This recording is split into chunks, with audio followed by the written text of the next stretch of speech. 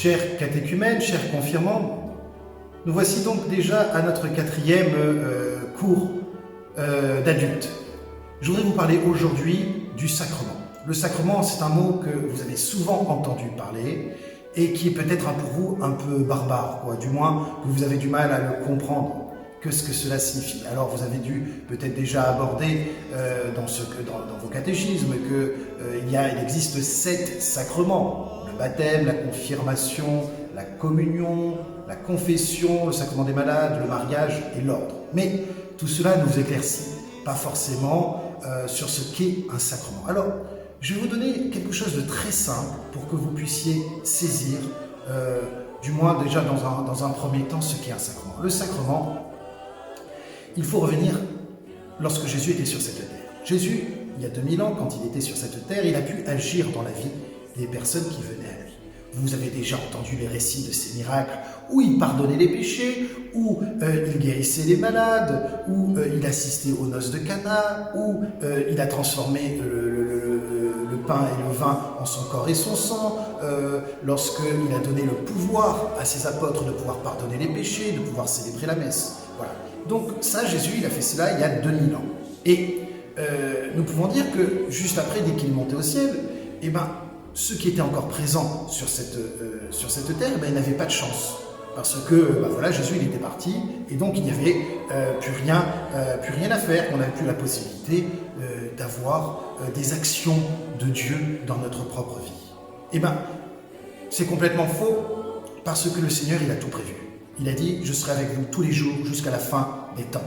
Et il a institué l'Église. Et dans l'Église, il a donné 7 sacrements, 7 actions que nous sommes sûrs qu'elles viennent de lui et qui transforment notre vie. Ces actions, elles ont pour but de nous rendre saints. Ces actions, elles ont pour but de nous donner la divinité, de transformer notre cœur pour que nous puissions aller au ciel.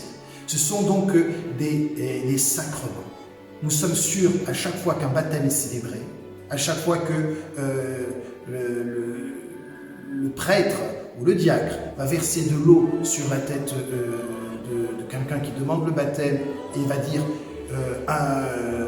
Robert, je te baptise au nom du Père, du Fils et du Saint-Esprit, nous sommes sûrs que le Seigneur agit, malgré le fait que le prêtre ne soit peut-être pas un saint. De la manière dans la confession, même si le prêtre est la pire, si vous me permettez, pourriture qui existe, lorsqu'il va donner les paroles et qu'il va faire le geste en imposant les mains, la personne va être pardonnée de ses péchés parce que c'est Jésus qui agit.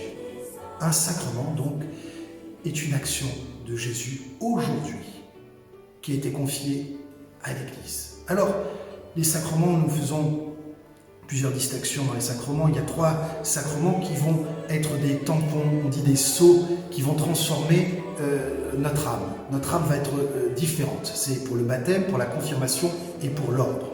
Ensuite, il y a les sacrements que nous pouvons réitérer plusieurs fois. Bon, il y a le mariage et le sacrement des malades qui sont un peu plus spéciaux, mais sinon, nous avons la communion et la confession. Ce sont les 2 sacrements qui nous sont donnés pour la vie de tous les jours. À chaque fois, nous avons une rencontre avec Jésus. Voilà pourquoi la messe est importante. Voilà pourquoi de se confesser, c'est important. C'est parce qu'à chaque fois, nous rencontrons Jésus. Et Jésus qui nous donne son amour. Jésus qui nous donne sa force. Jésus qui nous soutient au quotidien. Voilà ce que je voulais vous dire sur ces sacrements. Donc, n'hésitez pas à en abuser.